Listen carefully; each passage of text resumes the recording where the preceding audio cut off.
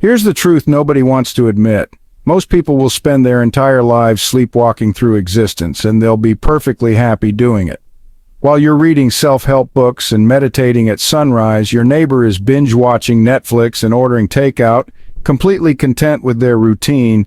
And here's the part that might shock you. They're not broken, they're not missing out, and they're definitely not less than you.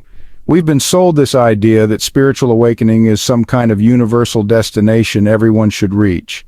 But what if that's completely wrong? What if some people are designed to find meaning in the ordinary, in the simple pleasures of daily life, without ever questioning the deeper mysteries of existence? Today we're going to explore why spiritual awakening isn't for everyone, why that's perfectly natural, and why understanding this might actually be the most spiritually mature perspective you can have. Part 1. The Spiritual Hierarchy Trap. There's something spiritually awakened people do that they don't even realize. It's so subtle, so unconscious that most never catch themselves doing it. Yet this one thing destroys their spiritual progress faster than any doubt or fear ever could. I'm talking about the invisible ranking system that happens the moment you start your spiritual journey. You meet someone and within minutes you're measuring their consciousness level. Are they reading the right books? Do they meditate?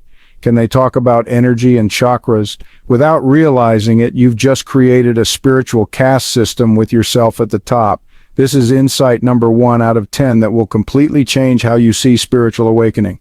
The person who finds pure joy in their morning coffee without analyzing its cosmic significance might be more spiritually aligned than someone constantly hunting for the next breakthrough. The neighbor who helps elderly people with groceries isn't less evolved because they don't know what Kundalini means.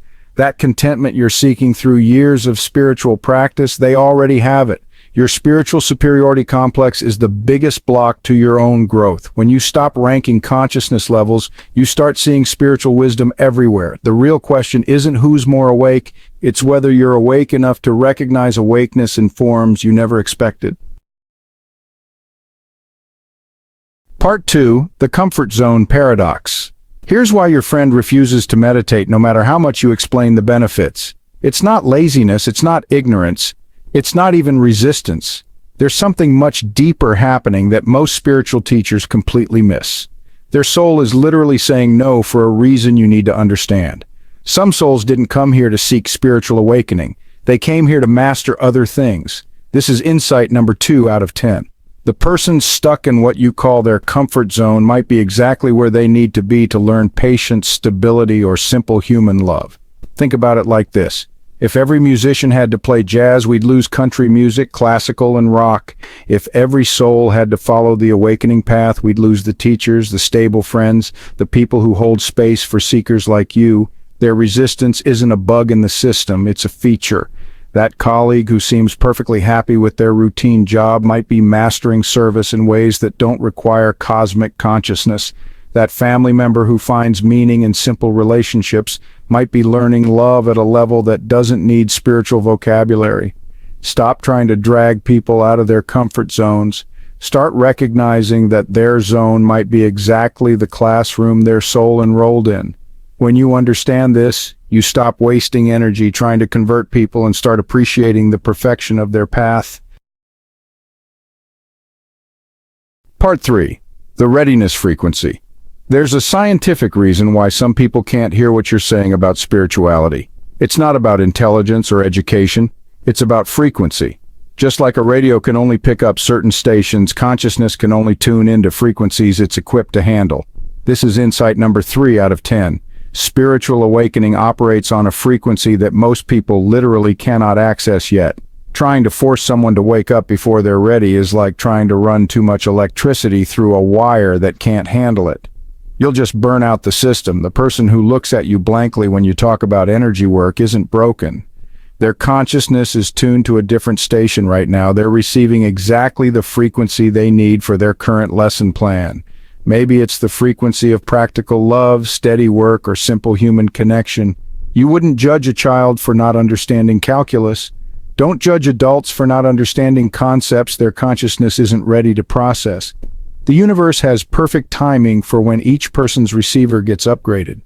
This changes everything about how you share your spiritual insights. Instead of trying to force transmission, you start living as an example of what's possible. You become a clear signal that people can tune into when they're ready, rather than static that overwhelms their system. The most spiritual person you know might not even know they're spiritual. They don't have crystals or talk about chakras, they don't go to retreats or read enlightenment books, yet they're living spiritual principles at a level that puts most seekers to shame. This is insight number 4 out of 10. Many people who seem completely unawakened are actually masters of integration. They're not seeking spiritual experiences because they're busy being spiritual. The mother who sacrifices for her children without keeping score is practicing unconditional love. The friend who listens without trying to fix you is mastering presence. The worker who takes pride in honest labor is embodying right action.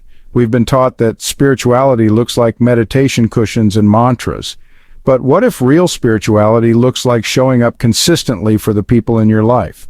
What if enlightenment looks like finding meaning in ordinary moments rather than chasing extraordinary experiences?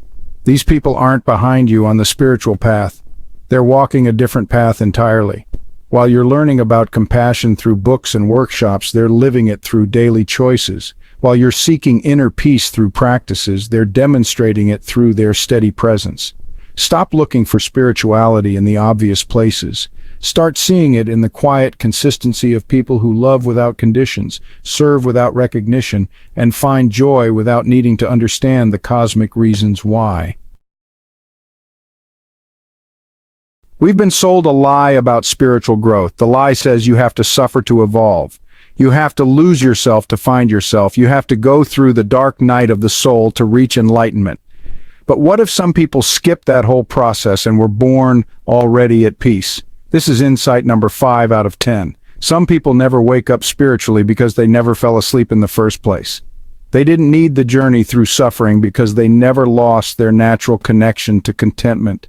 While you're working to get back to a state of peace, they never left it. These people aren't less evolved. They're not missing out on growth. They're not spiritually lazy.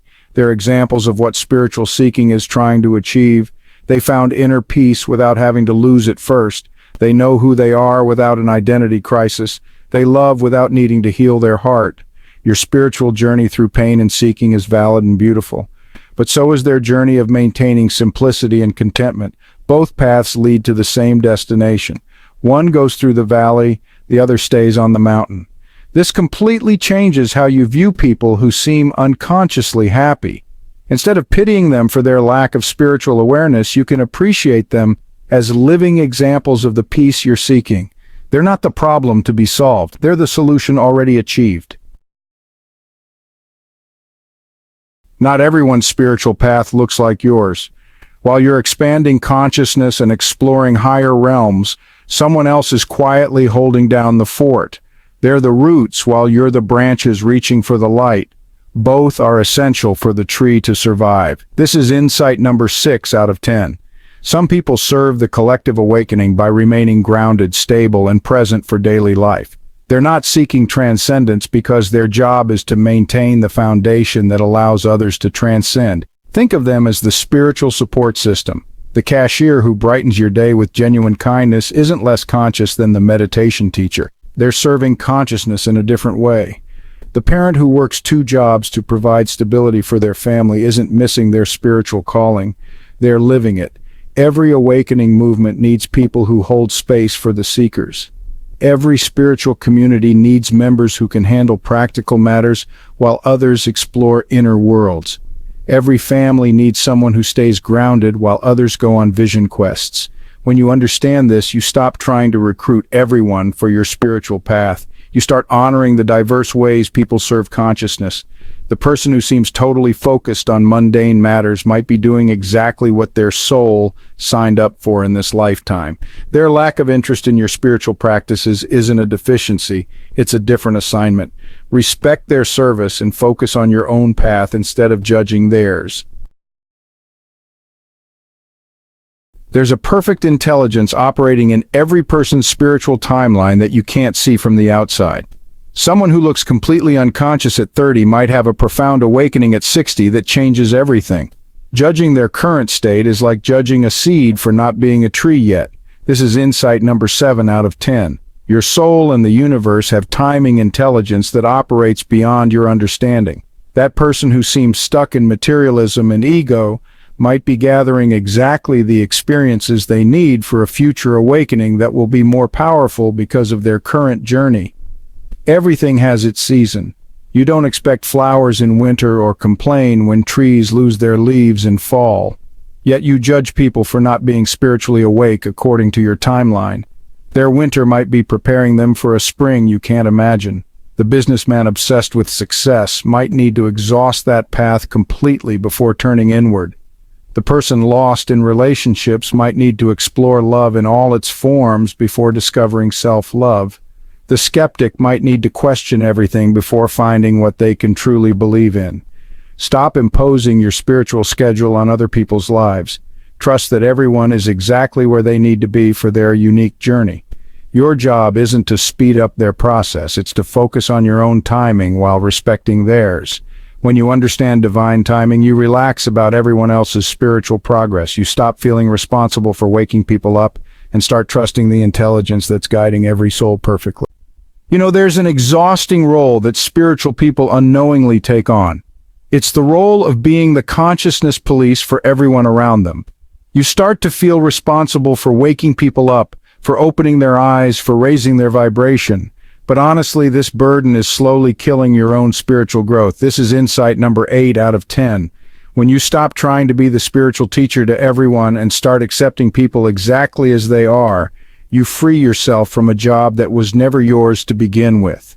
Other people's consciousness is not your responsibility. Now, this doesn't mean you stop growing or sharing your insights. It just means you stop carrying the weight of everyone else's spiritual development on your shoulders. You offer your truth when asked, but you don't make it your mission to convert the world. The energy you've been using to try to wake people up can now be redirected into your own awakening. The frustration you felt about people not getting it can transform into peace about people being exactly where they need to be. This acceptance isn't giving up on others. It's honoring their free will and their perfect timing. It's recognizing that awakening can't be forced, only offered. It's understanding that your example speaks louder than your words ever could. When you stop trying to save everyone spiritually, you discover a new level of inner peace. You realize that your job is to embody awakening, not to create it in others. This liberation changes everything about how you move through the world. So pay attention to which unawakened people trigger you the most. The ones who make you feel frustrated, superior, or judgmental. These people are actually showing you something about yourself that you need to see. They're mirrors reflecting back your own unfinished spiritual work. This is insight number 9 out of 10. The people who annoy you most about being unconscious are revealing where you still have a spiritual superiority complex. True awakening includes embracing the full spectrum of human experience, including the choice to remain in what others call unconsciousness. If someone's material focus bothers you, look at your own relationship with money and success.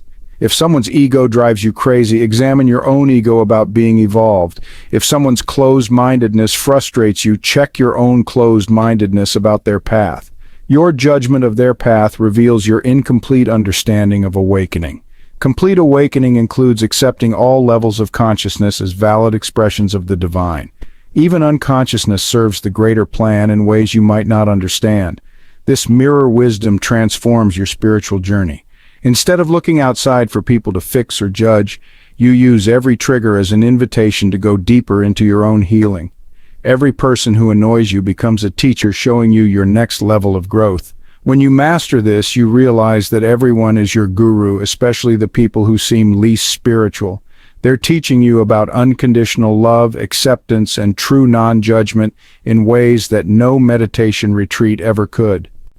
The most powerful spiritual impact you can have isn't through converting people or sharing cosmic insights. It's through embodying peace so naturally that people feel safe around you regardless of their spiritual beliefs. This creates space for organic awakening rather than forced transformation. This is the final insight, number 10 out of 10. You become a lighthouse, not a lighthouse keeper trying to drag ships to shore. A lighthouse doesn't chase boats or force them to come closer. It simply shines its light consistently and lets vessels find their own way to safety. When you embody this gentle approach, something magical happens.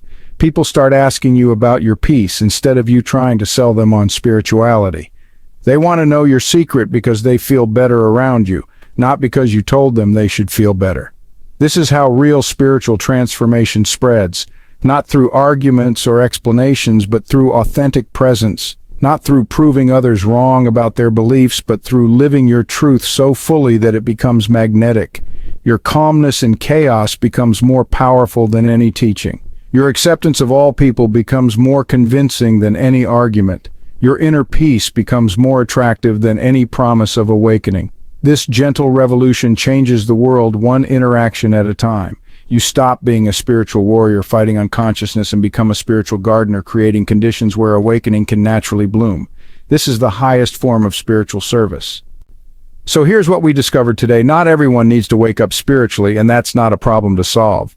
Some people are already living spiritually without the seeking. Some are serving consciousness through ordinary love. Some are holding space for others to transcend. Some are simply not ready yet, and that's perfect too. Your job isn't to be the awakening police, it's to embody your own truth so fully that you become a living invitation to peace. When you stop judging other people's spiritual paths and start focusing on walking your own, everyone wins. You find peace, and you create space for others to find theirs naturally. The most spiritual thing you can do is accept that spirituality looks different for everyone, and sometimes it doesn't look spiritual at all.